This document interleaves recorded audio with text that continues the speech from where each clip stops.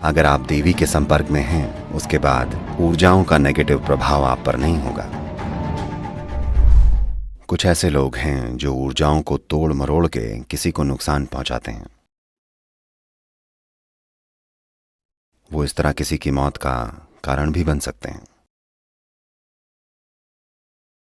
भारत के कुछ हिस्सों में ये काफी प्रचलित है। एक वेद है, 4 वेदों में से एक अथर्ववेद इसी को समर्पित है कि ऊर्जाओं का इस्तेमाल अपनी खुशहाली और किसी दूसरे को नुकसान पहुंचाने के लिए कैसे किया जा सकता है। जरूरी नहीं है कि इस तरह की ऊर्जाओं या इस तरह की क्रियाओं का इस्तेमाल सीधा आपके ऊपर किया जाए। अभी अगर कोई मेरे साथ कुछ नेगेटिव कर रहा हो और अगर मैं उसके लिए ग्रहणशील नहीं हूं और आप यहां बैठे हैं, तो आप प्रभावित हो सकते हैं। ये बिल्कुल हो सकता है। ये कुछ ऐसा है जैसे सड़क पर लोग एक दूसरे पर गोलियां चला रहे हों और आप बस वहां से पैदल निकल रहे हों, तो गोली आपको भी लग सकती है। तो कुछ खास अभ्यास हैं। अगर आप इन अभ्यासों या कुछ खास उच्चारणों को अपनी रोजमर्रा की जिंदगी में ले आएं, तो इन चीजों से आसानी से बचा जा सकता है।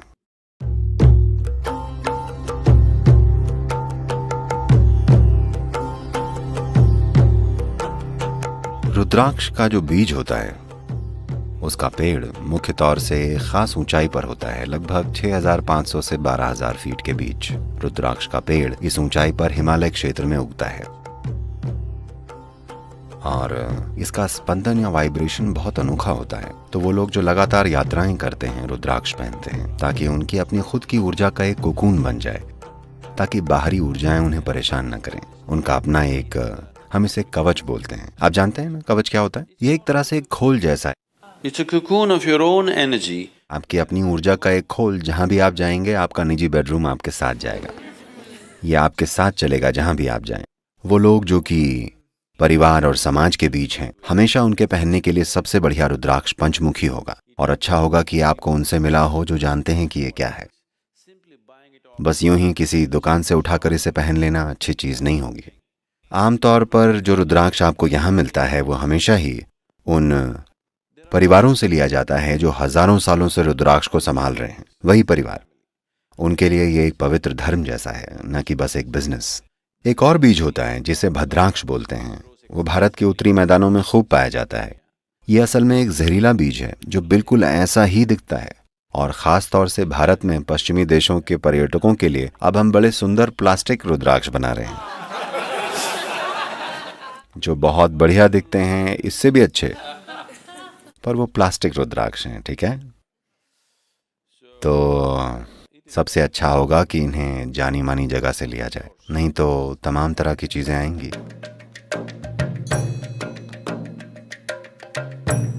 मैं आजकल देखता हूँ बहुत सारे, ये शब्दों के अभाव की वजह से मैं ऐसा कह रहा हूँ, ये नए जमाने टाइप के लोग ये सारे अपने अंगूठों में मेटल की अंगूठी पहनते हैं। देखिए, अगर आप अपने अंगूठे में धातु की अंगूठी डालते हैं तो आप पक्का अपनी ओर कुछ खास तरह की नेगेटिव शक्तियों को बुलावा देंगे। इसका मतलब ये नहीं है कि आपको कोई अपने वश में ही कर लेगा, पर आप बिना वजह गिरते लुढ़कते फिरेंगे। तरह तरह की चीजें होंगी, हर चीज गलत होगी, सिंपल चीजें भी। मुझे नहीं पता अगर आप ऐसे लोगों से मिले हैं या किसी समय पर खुद आपके साथ ऐसा हुआ है कि जब चीजें बिगड़ना शुरू होती हैं तो वो लगातार बिगड़ती चली जाती हैं। लगातार आप गिरते हैं, एक या दो नहीं, ये बस होता ही चला जाता है। सब कुछ और हर चीज गलत हो जाती है, छोटी से लेकर बड़ी चीजों तक, बस इसलिए क्योंकि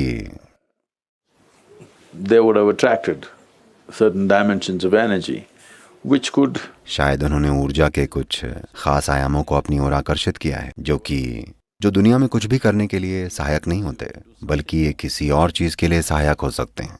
सिर्फ वही लोग जो तंत्र विद्या करना चाहते हैं वो अंगूठे में अंगूठी पहनते हैं।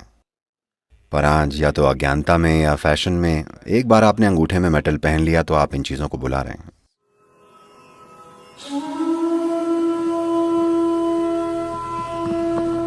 ऐसे सैकड़ों लोग हैं जिन्हें लगता है वो किसी के वश में हैं और ये सब। हम उनसे बस इतना कहते हैं, आप बस यहाँ आकर ध्यानलिंग क्षेत्र में बैठिए, क्योंकि ध्यानलिंग में तंत्र के ऐसे आयाम हैं जो इन सब चीज़ों को काट डालते हैं। वो यहाँ से पूरी तरह मुक्त होकर जाते हैं, क्योंकि ध्यानलिंग क्षेत्र में तांत्रिक आयामों का समाधान हो जाता है। बस एक पूर्णिमा या अमावस्या के दिन जब आप इन चीज़ों को लेकर ज़्यादा ग्रहणशील होते हैं, बस एक दिन बस वहाँ बैठ कर जाइए। अगर आप देवी के संपर्क में हैं, चाहे देवी यंत्र की मदद से या चाहे जैसे भी, यंत्र आपके हाथ में है या आपके दिल में, ये आपके ऊपर है। पर एक बार जब आप उस ऊर्जा के खोल में हैं, जिसे हम देवी या भैरवी कह रहे हैं, उसके बाद ऊर्जाएं आपके लिए नकारात्मक हो जाएं, ऐसा नहीं हो सकता। तो अगर आप बस इतना सुनिश्चित कर लें कि आप सही किस्म का खाना खा रहे हैं, अपने सिस्टम को ठीक से रख रहे हैं, तो ये संभावना कि आप में कुछ गड़बड़ी हो जाए जिसका कारण कोई दूसरी ऊर्जा या ऐसा कुछ है, ऐसा होना आपकी जिंदगी से कोसों दूर की बात है। उनसे देवी निपट लेंगी।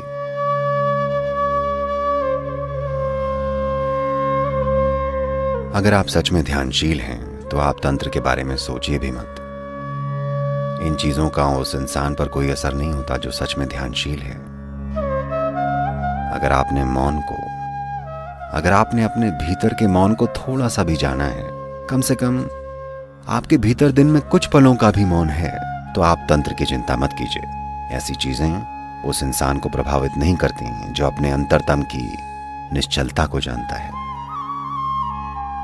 किसी ने कहा है, आदमी केवल इल है यानी बीमार है क्योंकि उसे स्टिल यानी स्थिर होना नहीं आता। ये बिल्कुल सही कहा है,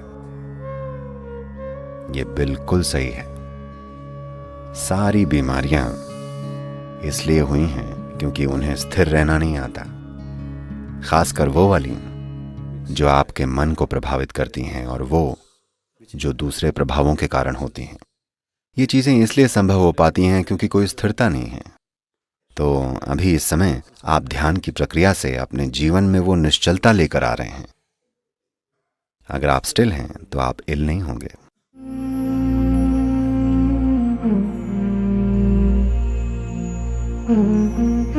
जितने आप मानसिक और भावनात्मक रूप से विचलित और अस्थिर होंगे, उतनी ही आसानी से आप इन शक्तियों से प्रभावित होंगे। अगर आपके अंदर एक तरह का फोकस और संकल्प है तो आप देखेंगे कि ये चीजें बस ये सड़क पर एक छोटे से उभार की तरह होंगी, दुर्घटना नहीं होगी। लेकिन अगर आप अपने मन और